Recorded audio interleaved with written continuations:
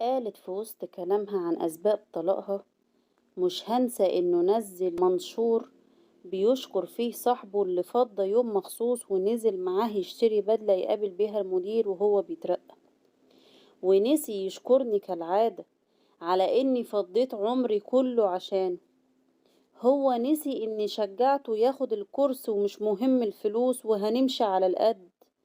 نسي إني كنت بشيل كل ورقة وبرتب دايما مكان ما بيذاكر. هو نسي إن قعدت ساعات أحسب هنصرف إيه وهنوفر قد إيه عشان سعر الكورس. نسي حناني عليه واستحمالي لعصبيته. نسي كالعادة مجهودي واتذكر مجهود ساعتين لشخص تاني. مشكلتي أكبر من إنه ما بيشكرنيش. مشكلتي يوم ما عاتبته كان رده إنه شايف إن ده حقه، فإزاي يشكرني على واجبي تجاهه؟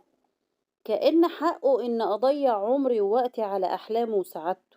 مش هنسى يوم ما كنا عازمين مامته واخواته وبعد ما خلصنا اخته دخلت ساعدتني في تشطيب المطبخ.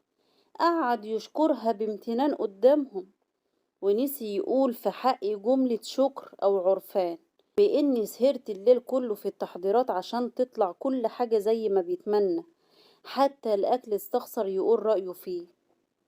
مش هنسى كل مرة لغى فيها تقديري على افعال استنيت فيها نظرة امتنان من عيونه.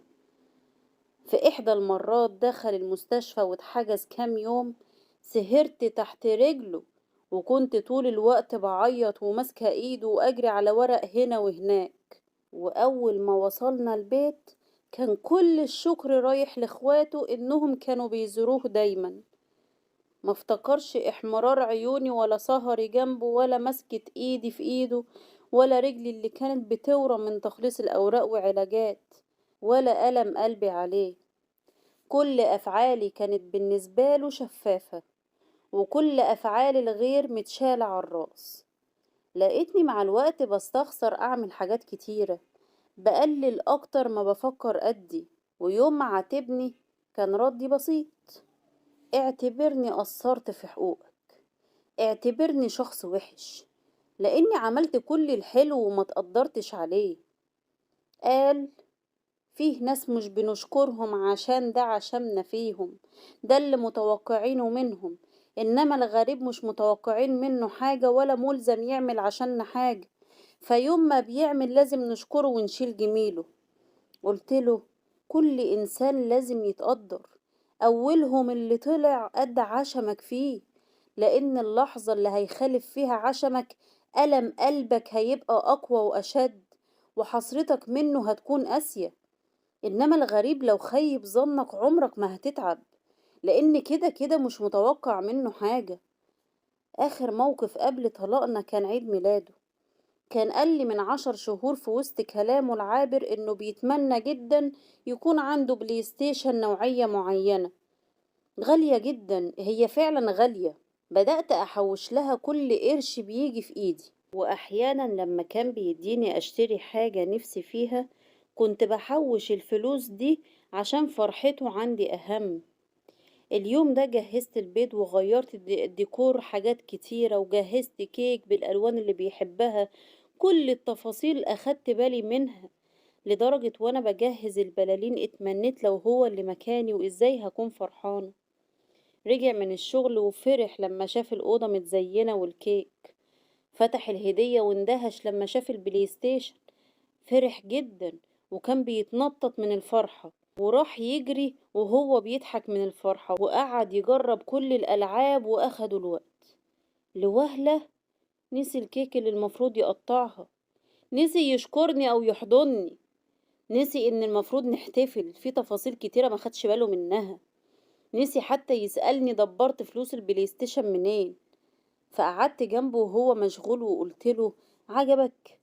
قال لي بفرحة: اه جدا. قلتله: طب ايه، مش هنقطع الكيك ونحتفل؟ قال لي: حاضر ثواني بس. استنيت ثانية واتنين وألف لحد ما دخلت الكيك التلاجة ورتبت مكان فتح كرتونة البلاي ستيشن ودخلت نمت. كنت مستنية أسمع منه كلام كتير، كلام حلو ونظرة امتنان، حاجات كتيرة كانت لازم تحصل.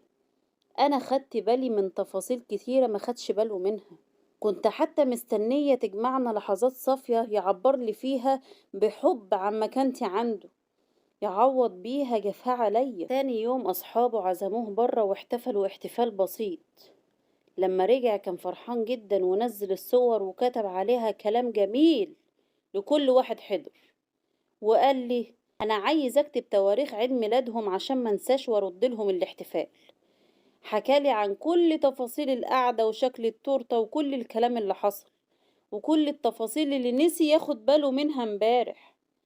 كان عقلي واقف عند إنه يكتب تواريخ عيد ميلادهم، لأني افتكرت إنه عمره ما احتفل بعيد ميلادي، والأقسى إنه عمره ما اتذكره ولا لام نفسه في كل مرة بينساه. والأشد أسوأ إن بعد كل اللي قدمته هو ما فكرش يركز في إنه يفتكره.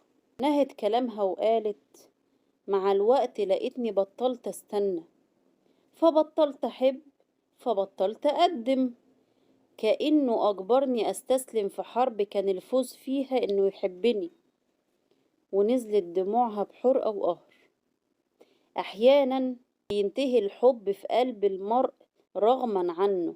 حافظوا على علاقاتكم وبلاش تدمروها بإيديكم، وافتكروا كلام ربنا عز وجل وجعلنا بينكم مودة ورحمة. أهل بيتك أحق بالمودة والرحمة من الغريب.